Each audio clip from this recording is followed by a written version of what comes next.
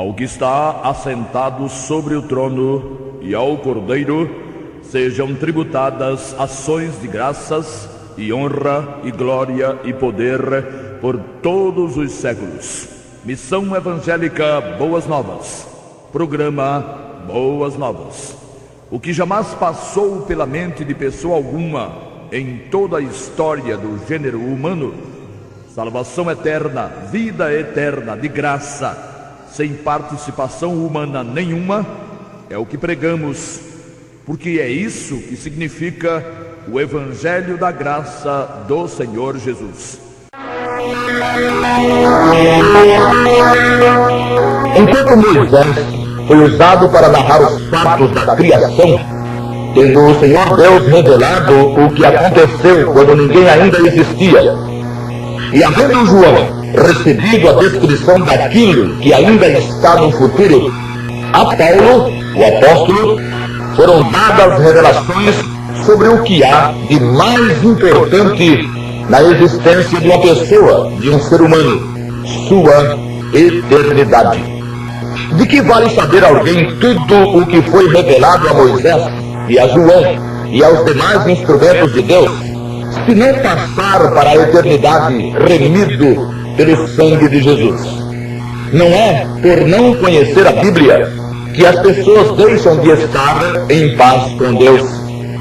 Hoje estão fazendo comércio com as Sagradas Escrituras a torto e a direito, aparentemente com o propósito de divulgá-la.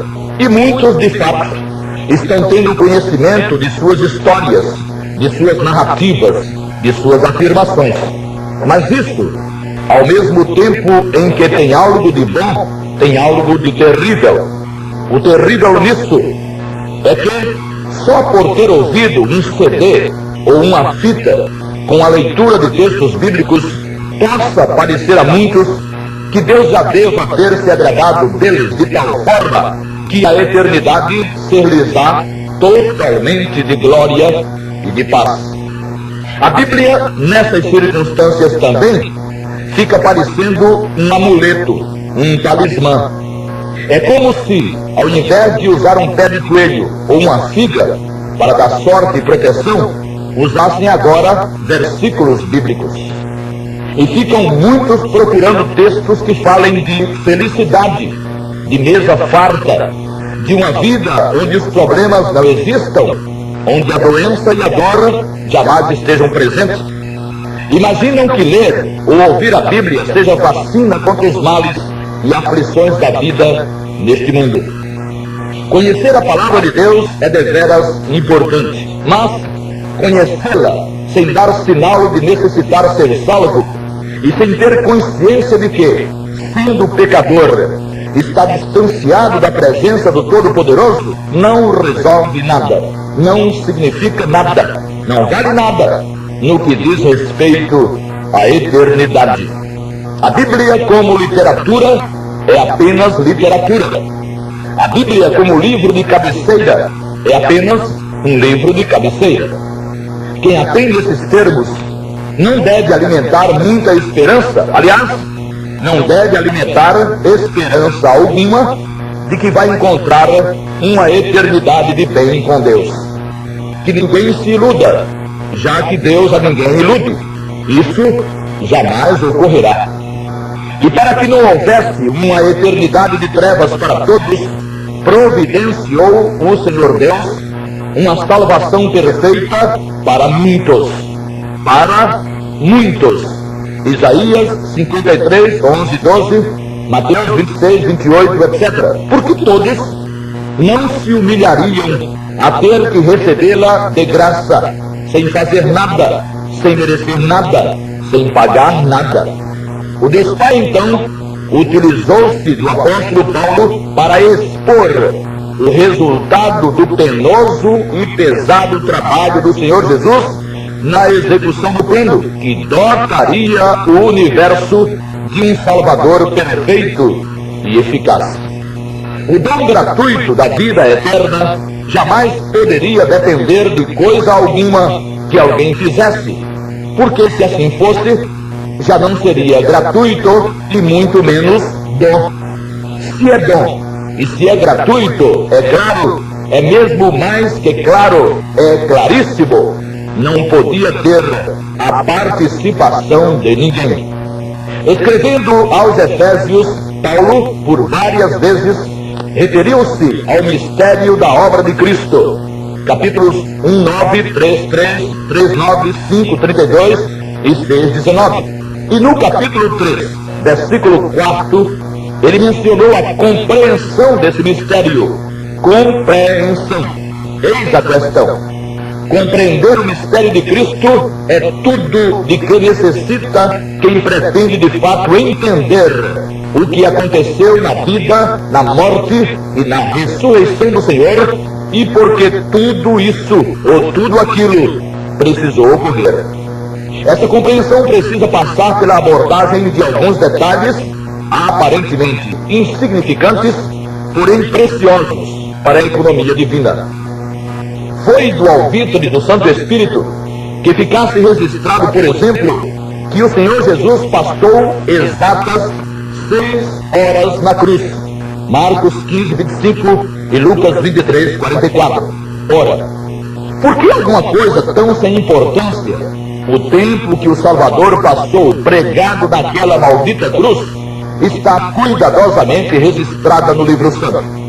Porque, tendo Deus definido em termos numéricos os 100 como o valor do homem, criou-o no 6º dia, por exemplo, e como o Salvador esteve na cruz substituindo esse mesmo homem, então o substituiu por 6 horas, o mesmo número a que está vinculado o homem.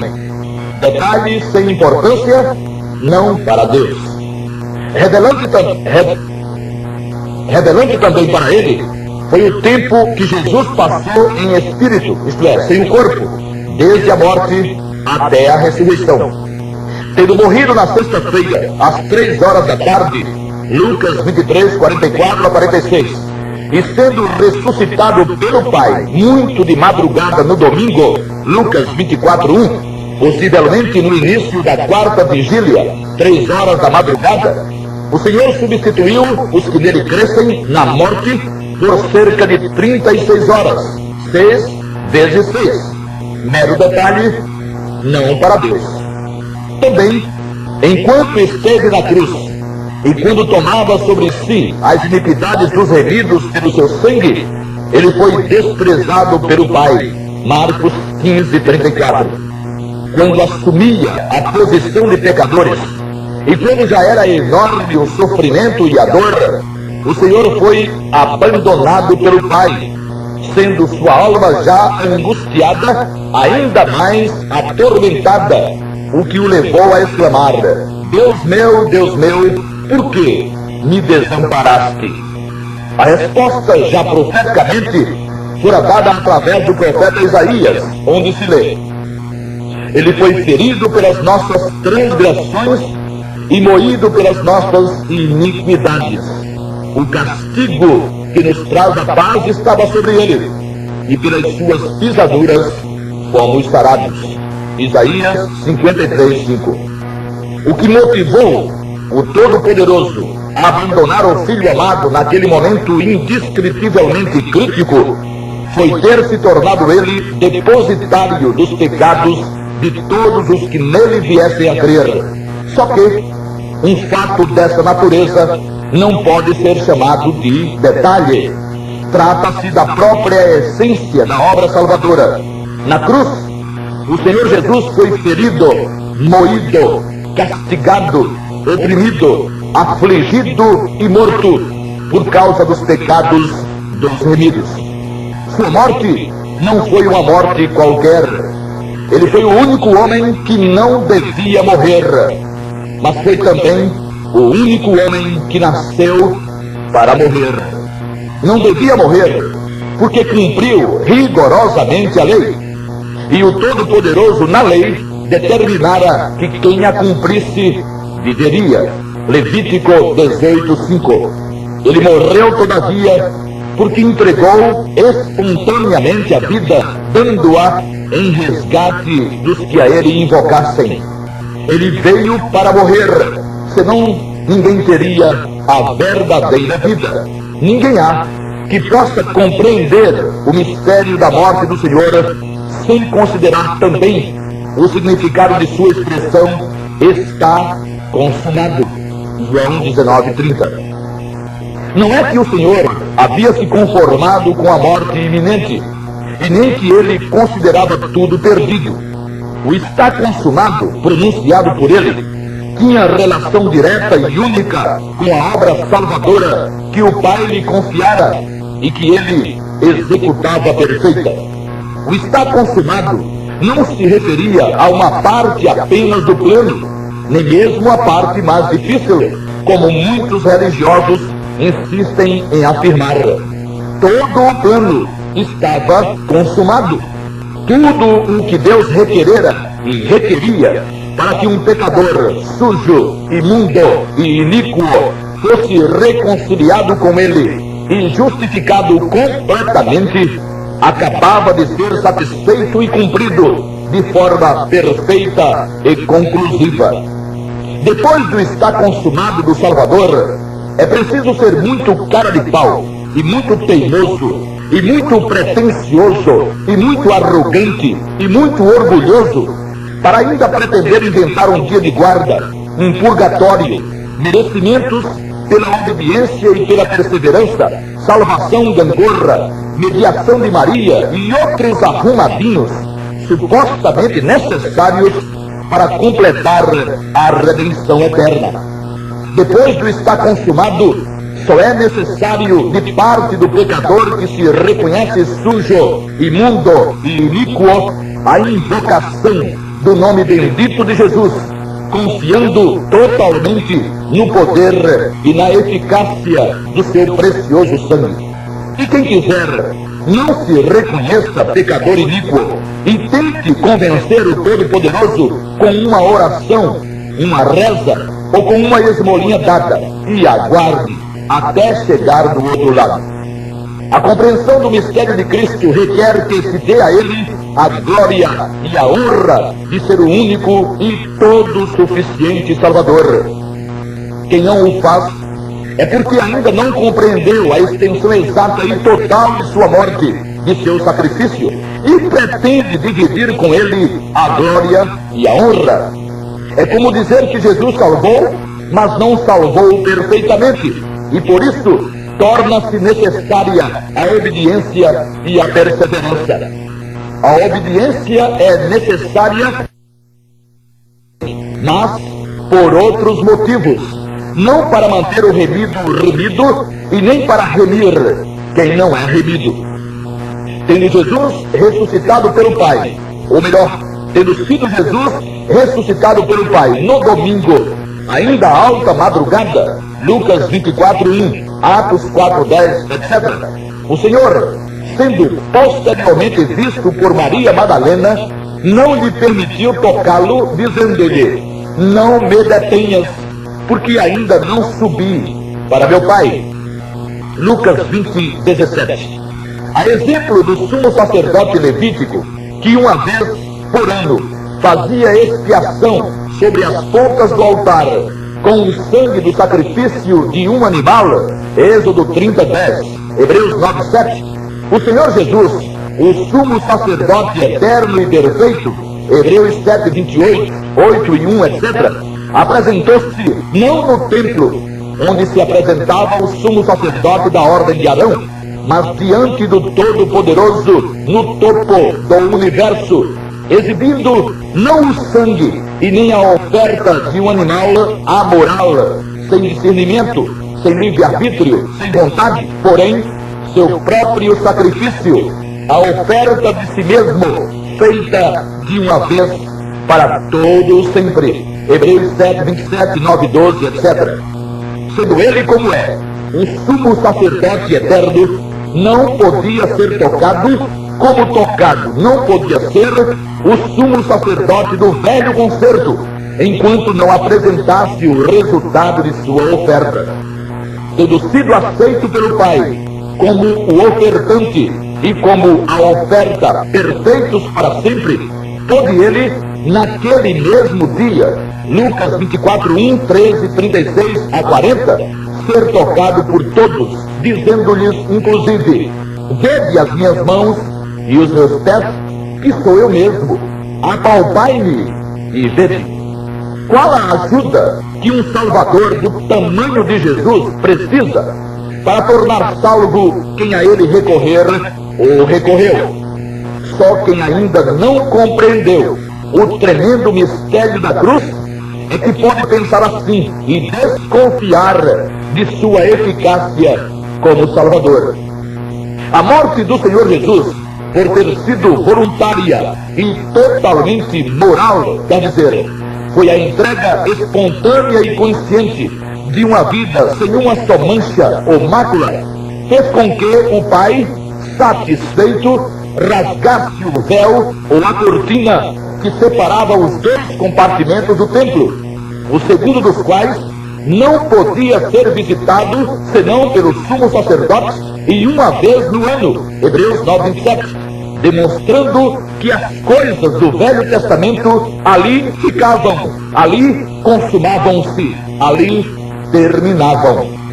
O Senhor testemunhou de sua ressurreição por 40 dias, Atos 1:3, por ser 40 o número usado por Deus no caso de um juízo, de um testemunho, de uma prova e de um sinal. Assim foi no dilúvio, Gênesis 7:17, com Moisés no monte, Êxodo 24:18, na peregrinação dos filhos de Israel no deserto, Números 14:33, e na tentação de Jesus, Lucas 4:1 e 2. Depois de testemunhar por 40 dias, Jesus assentou-se à destra do Pai, e é claro, não podia ser ele mesmo, senão, como podia assentar-se à destra dele mesmo? E tendo sido sua oferta ou sua obra perfeita, e estando satisfeita a justiça do Altíssimo, recebeu ele, Jesus, todo o poder, e foi aceito como o Salvador dos homens. E só então disse: ide por todo o mundo, pregai o Evangelho a toda a criatura. Quem crer e for batizado será salvo, mas quem não crer será condenado. Marcos 16:15.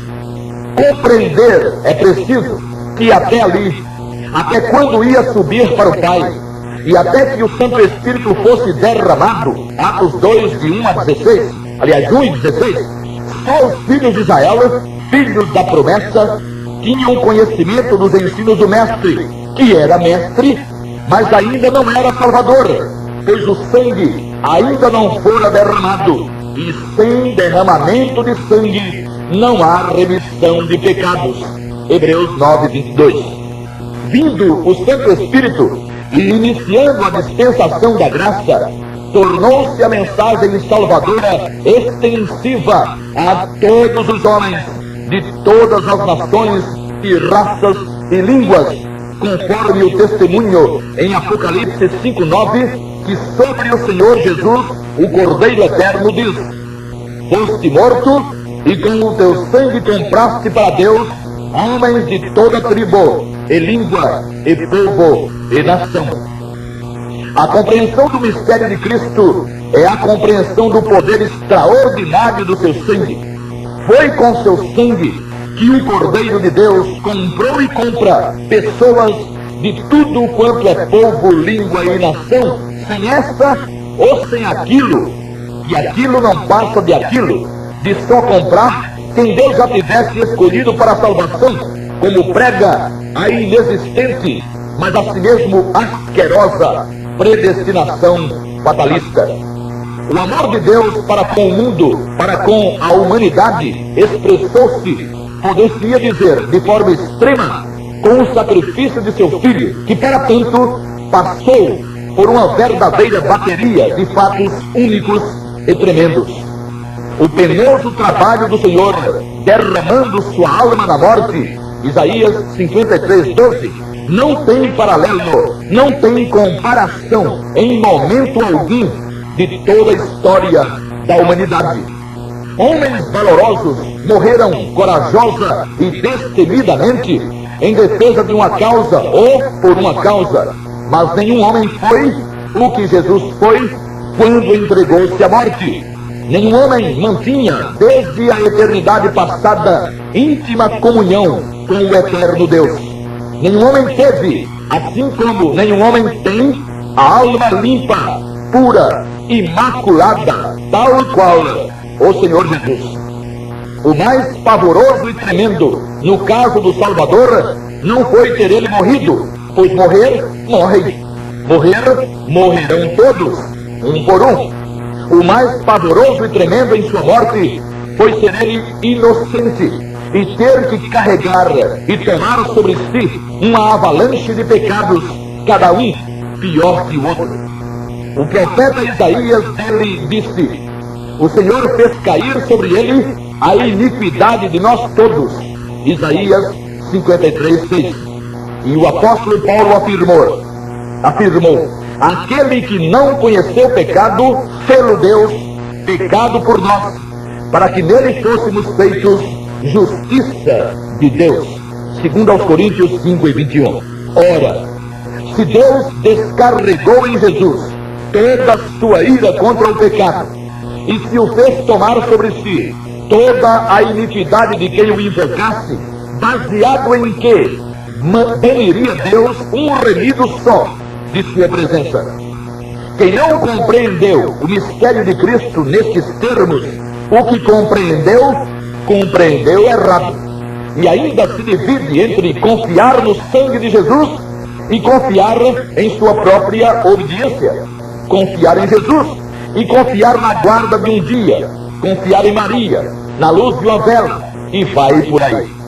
Insistimos em afirmar que não é suficiente apenas saber da existência de um Salvador providenciado por Deus para os homens, que não é suficiente somente considerá-lo como o mais perfeito dos homens, como o mais extraordinário dos mestres, como o mais elevado dos espíritos.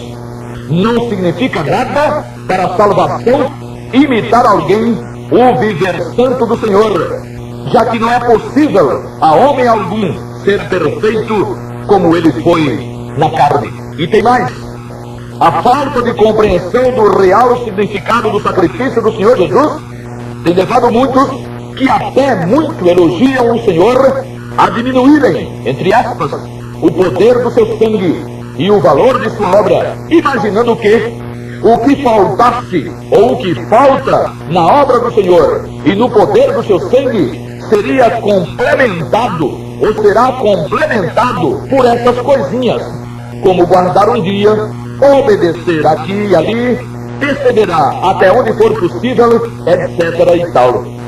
E quando alguém que realmente confiou no poder do sangue de Jesus e realmente compreendeu o porquê de ter Deus exigido a morte de seu próprio filho, afirma e reafirma que sua salvação é eterna, com toda ênfase, é taxado de presunçoso. Aliás, acontece algo bem interessante nesse aspecto. Confiar em Jesus e afirmar estar salvo é presunção para alguns. Esses mesmos, no entanto, esperam alcançar a salvação através de sua própria obediência e de sua própria perseverança, e isso não lhes parece presunção. Dá para entender? Eles, sem que percebam, consideram o que fazem mais valioso do que o que Jesus fez. Ora, Jesus foi perfeito, Jesus cumpriu a lei, e eles? Ter convicção, ter certeza, confiar firmemente na pessoa maravilhosa e bendita do Salvador e afirmá-lo em alto e bom som é a mais eficiente forma de se glorificar seu nome. Glorificá-lo com o testemunho é também importante, mas não tanto quanto demonstrar afirmando confiança absoluta e total em seu sangue, em sua obra, em seu nome. Nesses dias de caos religioso, com a nova era a todo vapor, o nome de Jesus tem sido proclamado, mas não como o Salvador que ele realmente é. Gritam seu nome para curar enfermidades, para arranjar empregos, para comprar carros novos e principalmente para arrecadar dinheiro. Como Salvador, Quase nunca. E quando gritam, é um grito tão fraquinho que até dá dó, dá pena. Deve o remido fazer sua vida diuturnamente, isto é, dia e noite, ficar cada vez mais parecida com a vida do Senhor. Mas há muitas vidas tão santas, humanamente falando, quanto a vida do mais santo dos remidos. Monges budistas, católicos e de outras confissões vivem tão santamente que quase é impossível apontar-lhes falhas. E daí? Proclamam eles, seja Jesus o bendito e maravilhoso Salvador? Por acaso não vivem proclamando Buda e Maria e outros nomes? Há até quem louve a Jesus e mesmo o adore, sem que todavia glorifique seu nome, pois refere-se a ele como um meio salvador. Meio salvador, porque uma parte da salvação ficaria por conta do próprio salvo, se obedecesse, se perseverasse, se cumprisse a lei e etc. Isso tudo é muito diferente das vibrantes afirmações do apóstolo Paulo em todas as suas epístolas, é claro, debaixo de inspiração. Ainda uma vez, escrevendo aos Efésios, asseverou ele: a mim, o mínimo de todos os santos, me foi dada esta graça de anunciar entre os gentios, por meio do Evangelho, as riquezas incompreensíveis de Cristo. Efésios 3:8. Mas que riquezas incompreensíveis seriam essas, se depois de invocar o nome do Senhor Jesus, o remido ainda tivesse sobre sua cabeça a espada do líder, ou do Deus, ou da entidade grega? Ameaças e mais ameaças de que de um momento para outro, tudo poderia ser posto a perder. A espada de Damocles estaria como que posta sobre a cabeça de remidos, que seriam ameaçados, esses remidos, de que de um momento para outro, por causa de uma desobediência qualquer, toda a sua salvação, toda a sua confiança no sangue de Jesus desapareceriam, ou os efeitos desapareceriam. Jesus poderia ser mesmo aclamado e proclamado como Salvador, se fosse possível um só remido deixar de ser remido. As riquezas incompreensíveis de Cristo continuam incompreensíveis para muitos, porque tornaram e tornam capaz de acontecer a justificação do ímpio apenas por conta de sua fé. Romanos 4 e 5. Se fosse para justificar o santo, não haveria necessidade nenhuma de riquezas incompreensíveis. Jesus não deveria ser glorificado por aquilo que ele não fizera. Se ele apenas salvasse o santo, que glória mereceria? Grande dificuldade. Alguém perfeito, alguém absolutamente santo, ser aceito por Deus. E por acaso, na lei, Deus já não prometera isso? Quem cumprisse a lei, quem guardasse os mandamentos, não viveria? Levítico 18:5. Caro ouvinte, compreenda de uma vez por todas que Deus não espera do homem senão e unicamente que ele recorra a Jesus invocando o seu nome. Imagine, sinceramente, o que seria dos homens se Deus estivesse esperando que eles se tornassem justos e santos e bons. Você, por exemplo, tem coragem de afirmar que é justo, que é santo, que é bom? E como vai ser quando você for julgado? Quer se enganar? Isso é com você. A vida é sua e você faz dela o que quiser. Mas se pretender mudar de opinião, se estiver disposto a isso, venha para a verdade. Invoque o nome do Senhor Jesus e seja para sempre bem-aventurado, bendito, feliz. E que o Todo-Poderoso a todos abençoe. Amém.